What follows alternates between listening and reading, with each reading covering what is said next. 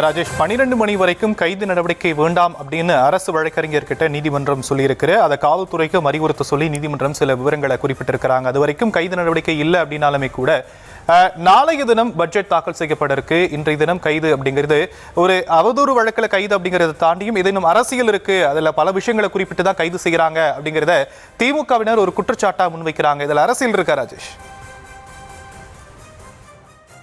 அதாவது பட்ஜெட் விஷயத்தை முடக்குவதற்காகத்தான் இதனை செய்கிறார்கள் என்பது திமுகவினருடைய குற்றச்சாட்டு. ஆனால் காவல்துறை தரப்பிலே அவர்கள் சொல்லக்கூடிய விளக்கம் என்னவென்றால், இது போன்ற அருவருக்கத்தக்க ஆபாசமான அல்லது இரட்டை அர்த்தங்களில் வரக்கூடிய பெண்களை கொச்சைப்படுத்தக்கூடிய விஷயங்களை யார் பேசியிருந்தாலும் நாங்கள் கைது செய்வோம். சட்டத்தின் முன்பு அனைவரும் சமம்தான். எனவே எதிர்கட்சி தலைவர், சாதாரண பொதுமக்கள் என்ற எந்த வித்தியாசமும் கிடையாது. எனவே இது போன்ற வன்முறையை தூண்டக்கூடிய அல்லது பெண்களுக்கு எதிரான விஷயங்கள் பேசக்கூடியவர்கள் யாராக இருந்தாலும் கைது செய்யப்படுவார்கள். எனவே அந்த அடிப்படையில தான் நாங்கள் காவல் நடவடிக்கையை, சட்ட நடவடிக்கையை மேற்கொள்வதற்காக வந்திருக்கின்றோம். இதில் பிணை கொடுப்பதும் அவர் ஜாமீனில் விடுவிக்கப்படுவதும் நீதிமன்றத்தின் உத்தரவை சார்ந்தது. எனவே நாங்கள் எங்கள் கடமையை செய்கிறோம் என்பதுதான் காவல்துறையினர் தெரிவிக்கக்கூடிய கருத்தாக இருக்கின்றது.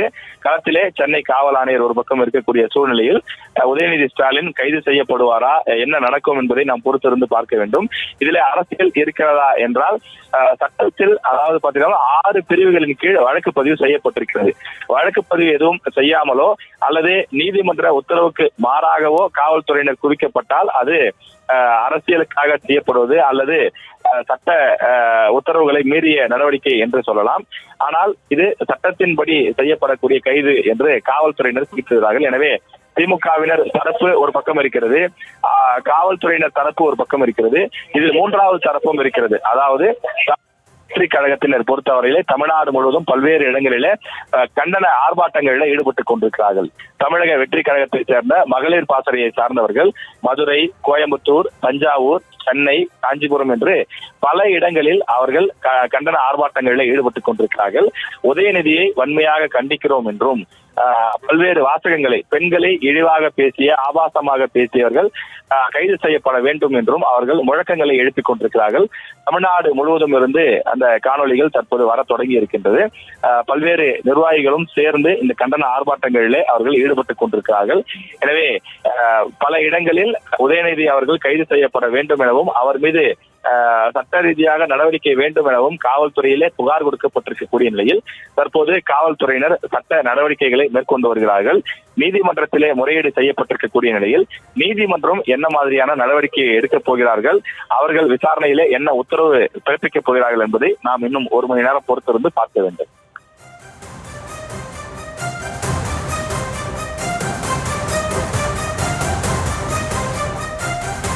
ராஜேஷ், நண்பகல் வரைக்கும் கைது நடவடிக்கை ஒரு ஹோல்ட்ல இருக்கு அப்படின்னாலுமே கூட, ஒருவேளை நண்பகலுக்கு பிறகாக இந்த வழக்கு எப்படி போகுது அப்படிங்கிற ஒரு முடிவுக்கு அப்புறமா ஒருவேளை கைது செய்யப்படுகிறார், சட்டமன்ற எதிர்க்கட்சி தலைவர் கைது செய்யப்படுகிறார் அப்படின்னா அவர் எந்த நீதிமன்றத்தில் ஆஜர்படுத்துவதற்கான வாய்ப்புகள் இருக்கு? ஏன்னா தஞ்சாவூர்ல பதிவு செய்யப்பட்ட வழக்குல இப்போ நீலாங்கரையில அவர் மீதான கைது நடவடிக்கை அப்படின்னா அவர் நீலாங்கரைக்கு சரகத்துக்குட்பட்ட பகுதிகளில் இருக்கக்கூடிய நீதிமன்றத்தில் ஆஜர்படுத்தப்படுவாரா, இல்ல தஞ்சாவூர் கொண்டு போய் அங்க இருக்கக்கூடிய நீதிமன்றத்தில் ஆஜர்படுத்துவாங்களா? அதற்கான வாய்ப்புகள் எப்படி ராஜேஷ்? குற்றம் அல்லது அந்த குற்றச்சாட்டு முன்வைக்கப்படக்கூடிய இடம் என்பது தஞ்சாவூர். எனவே இங்கே வந்திருப்பதும் தஞ்சாவூர் காவல்துறையினர் தான் வந்திருக்கிறார்கள். தஞ்சாவூரிலிருந்து ஒரு 4 பேர் வந்திருக்கிறார்கள். ஆனால் அவர்கள் மட்டுமே இந்த சட்ட நடவடிக்கையை மேற்கொள்ள முடியாது. காரணம், கைது செய்ய வந்திருக்கக்கூடிய நபர் எதிர்க்கட்சி தலைவர், ஆயிரக்கணக்கான தொண்டர்கள் உடனே திறந்து விடுவார்கள். எனவே தஞ்சை காவலர்களால் மட்டுமே இதை சாத்தியப்படுத்த முடியாது என்பதனாலே உள்ளூர் கமிஷனருக்கும், அதாவது சென்னை மாநகர காவல் ஆணையருக்கும் தகவல் கொடுக்கப்பட்டிருக்கிறது. எனவே அந்த சரகத்தில் இருக்கக்கூடிய காவலர்கள் முதலில் வந்து பேசி பார்த்து கைது செய்வதற்கான முயற்சியில ஈடுபட்டார்கள். ஆனால் அவ்வாறு கைது செய்ய முடியாத காரணத்தினாலே தற்போது சென்னை காவல் ஆணையர் அமல்ராஜ் நேரடியாக களத்திற்கு வந்திருக்கின்றார். அவர் தற்போது சட்ட நடவடிக்கைகளை மேற்கொண்டிருக்கிறார் என்பதையும் பார்க்க முடிகிறது. நீங்கள் கேட்டது போல இந்த நடவடிக்கைகளை சென்னை மாநகர காவல் உடனிருந்து செய்து கொடுத்தாலும் கூட இதை செய்வதற்கான அந்த முயற்சியில, அதாவது கைது ஒருவேளை செய்யப்பட்டால் அவர்கள் அங்கிருந்து தஞ்சாவூர் தஞ்சாவூருக்கு தான் அழைத்து செல்லப்படுவார்கள். எனவே அங்குதான் மற்ற விவகாரங்கள் நடைபெறும். நாம் திரையிலே பார்க்கின்றோம் எதிர்க்கட்சி தலைவர் உதயநிதி ஸ்டாலின் தன் மீது கொடுக்கப்பட்டிருக்கக்கூடிய புகார் என்ன என்பது குறித்து அவர் அந்த விவரங்களை வாங்கி படித்துக் கொண்டிருக்கிறார். உடன் சட்ட ஆலோசகர்கள் பல பேர் இருக்கிறார்கள். திமுக மாவட்ட செயலாளர்கள், முன்னாள் அமைச்சர் சேகர்பாபு, முன்னாள் அமைச்சர் மா சுப்பிரமணியன் உள்ளிட்டோர் எல்லாம் இருக்கின்றார்கள். அதே போல முன்னாள் சட்டமன்ற உறுப்பினர் பரந்தாமன் இருக்கின்றார். மற்ற பல மூத்த தலைவர்களும் அந்த கட்சியை சார்ந்த முக்கிய நிர்வாகிகளும் உடன் இருப்பதை நம்மால் பார்க்க முடிகிறது. சென்னை மாவட்ட செயலாளர் சிற்றரசு உள்ளிட்டோர் எல்லாம் உதயநிதி ஸ்டாலின் அவரோடு இருக்கின்றார்கள். அதே போல திமுகவின் நன்கு பரிச்சயமாக அறியப்பட்ட முகமான வழக்கறிஞர் சரவணன் அவரும் உடன் அமர்ந்து கொண்டிருக்கிறார் என்பதை பார்க்க முடிகிறது. இவர்கள் எல்லாம் உதயநிதி அவர்களுடைய இல்லத்திலே அமர்ந்து ஆலோசனையிலே, அதாவது சட்ட ஆலோசனையிலே ஈடுபட்டுக் கொண்டிருக்கிறார்கள். இதனுடைய அந்த நோக்கம் என்பது தன் மீது வழக்கு பதிவு செய்யப்படுகின்றது, புகார் கொடுக்கப்பட்டிருக்கிறது. கொடுக்கப்பட்டிருக்கக்கூடிய புகார் என்ன, யார் அந்த புகார்தாரர், தான் பேசிய விஷயங்களை குறிப்பிட்டிருக்கார்களா அல்லது பேசாத விஷயங்களையும் குறிப்பிட்டு இது அவதூறாக பேசியதாக அல்லது கூடுதலான விஷயங்களை சேர்த்திருக்கிறார்களா என்பது குறித்தெல்லாம் உதயநிதி ஸ்டாலின் அவர்கள் படித்து பார்த்துக் கொண்டிருக்கிறார். அருகில் சட்ட வல்லுநர்களையும் வைத்துக் கொண்டு அவர்கள் சொல்வது என்ன என்று குறித்த விஷயங்களை ஆய்வு செய்து கொண்டிருக்கிறார்கள்.